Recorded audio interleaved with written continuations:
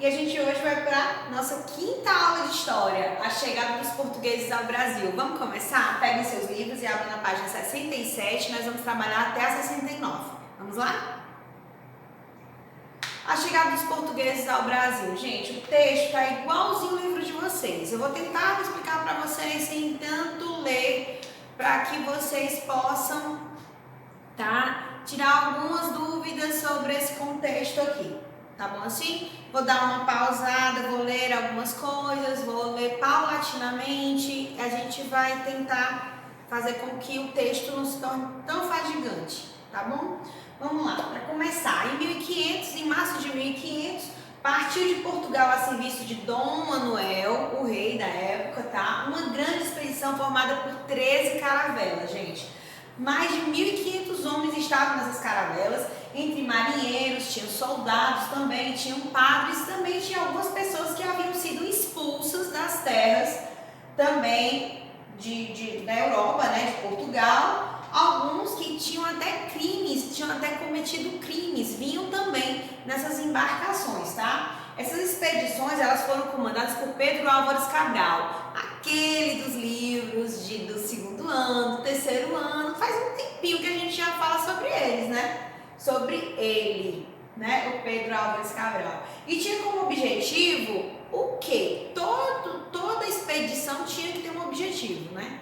Então, o objetivo central dessa expedição era chegar às Índias, tá? Lá no continente asiático, as Índias, contornar o continente africano para chegar nas Índias, onde tinha as especiarias, certo?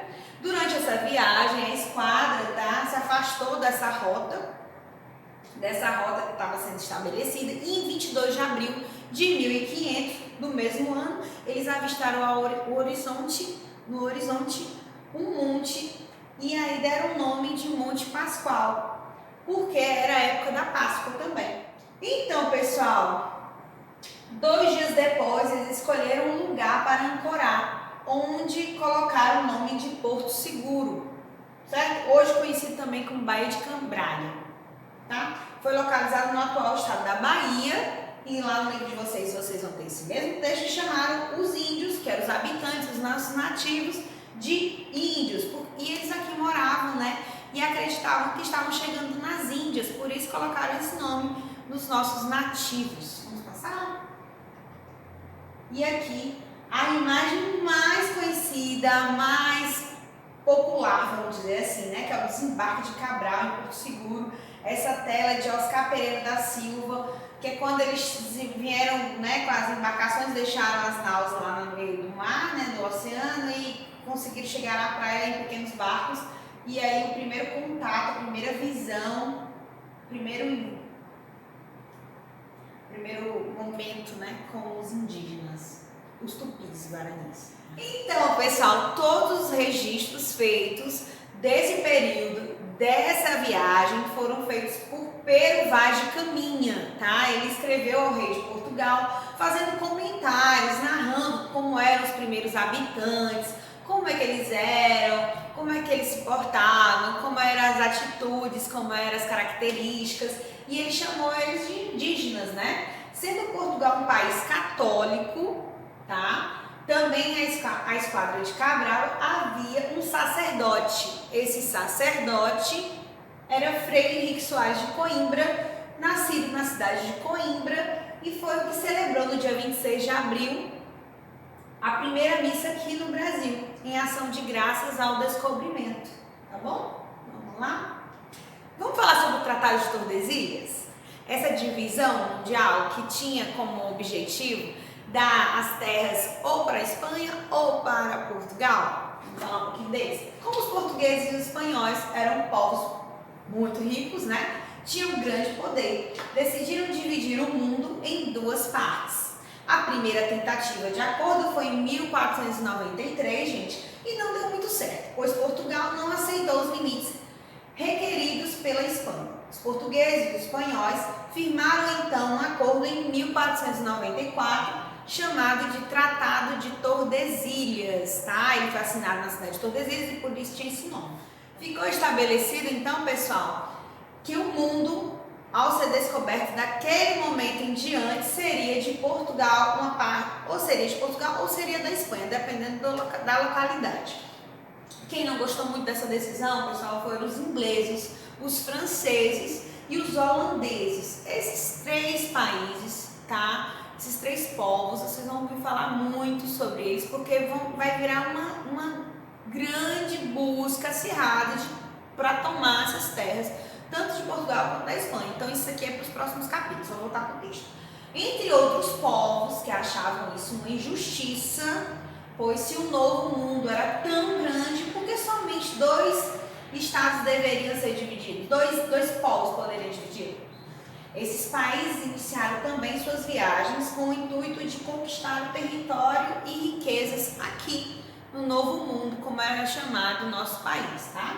Os franceses, os ingleses atacaram as posses portuguesas e espanholas, atos de pirataria, fato que enriqueceu os cofres dessas coroas. Então, assim, durante muito tempo, tanto os franceses quanto os ingleses, eles vieram muito, invadiram muito território, tanto português quanto espanhol, e enriqueceram muito suas coroas, tá bom? Seus reinos. Vamos lá. Aqui é a imagem que o livro de vocês traz também, tá? O mapa na época do descobrimento e o território de domínio português, como eu já expliquei para vocês, todo o mapa tem que ter uma legenda para que vocês possam, sim, se situar do que está sendo falado, do que está sendo tratado. Aqui a linha que divide o território, a linha que chama-se linha do Tratado de Tordesilhas, tá bom? E tudo que era de domínio português ficou desse lado amarelo e tudo que era de domínio espanhol ficou do lado meio rosa. E o Oceano Atlântico ficou do lado português. Observe que o Tratado de Tordesilhas, o mundo era dividido por um meridiano, esta linha. O meridiano de Tordesilhas, que é uma linha imaginária, tá, pessoal? Não existe, ela é imaginária. Se imagina que a partir daquele ponto existe um limite. Divide a Terra em leste e oeste, ou parte oriental e a parte ocidental, ok? Nós moramos no ocidente e as Índias, onde eles deveriam ter chegado, é o oriente, ok? Nossos nomes. Nosso nome é dado pelos nossos pais, né? E o nome do nosso país foi dado pelos seus colonizadores. Então vamos ver um pouquinho desses nomes. Vamos lá. A princípio, a tripulação de Cabral pensou haver chegado numa ilha, dando nome às terras descobertas de Ilha de Vera Cruz. Lembra que eles eram católicos? Então tudo vai ser muito associado à cruz e a toda a religião, ao símbolo, a simbologia da cruz, tá? E aqui, no dia 2 de maio, a esquadra de Cabral, após celebrar a segunda missa, ok? Deixou as terras do Brasil e seguiu viagem para as Índias, onde deveria manter o comércio adquirindo as especiarias. As nossas queridas especiarias tão faladas, né? O cravo, o gengibre, a canela, o ouro, a porcelana. Com o tempo percebeu-se então que havia chegado a uma grande terra e passaram a chamá-la de Terra de Santa Cruz. Então passou de ilha para terra. Vamos lá? Então, pessoal, a gente vai falar um pouquinho sobre a exploração do pau-brasil. O pau-brasil foi uma das matérias-primas mais exploradas pelos portugueses, pelos espanhóis e por todos os outros povos que vieram e saquearam aqui o nosso país, tá? Então vamos ler um pouquinho sobre isso. Pensa que eu estou no livro de vocês, vamos lá? Com o passar dos anos, o pau-brasil, que era uma madeira da qual se podia extrair uma tinta forte, cor de brasa vermelha, tá? Passou a ser uma matéria-prima de grande valor. Ela é retirada em quantidade e era vendida na Europa em uma grande quantidade. Por isso, em 1527, nossa terra passou a ser chamada de Brasil, em homenagem a essa madeira tão importante e tão interessante, porque se retirava não só se trabalhava com a madeira, mas também se retirava essa tinta que era utilizada para tingir tecidos, para fazer outras coisas, né? Tintas de parede, tudo mais. Os primeiros habitantes designavam o Brasil de região ou terra das palmeiras. Então, é assim que os indígenas tupis guaranis chamavam. Eles chamavam a nossa terra na linguagem tupi significa pindorama. Então, muitas vezes vocês vão ouvir falar em pindorama, né? Que é aquela musiquinha. Vou colocar para vocês aí, vocês vão ouvir no finalzinho do vídeo. Pindorama, que era como era chamado o Brasil, a nossa terra, o novo mundo, naquela época pelos tupis guaranis. Eu espero que vocês tenham gostado da nossa aula. Eu espero que vocês possam ter aproveitado bastante. Curtam a música, curtam as imagens e a gente se vê na próxima aula. Um beijo!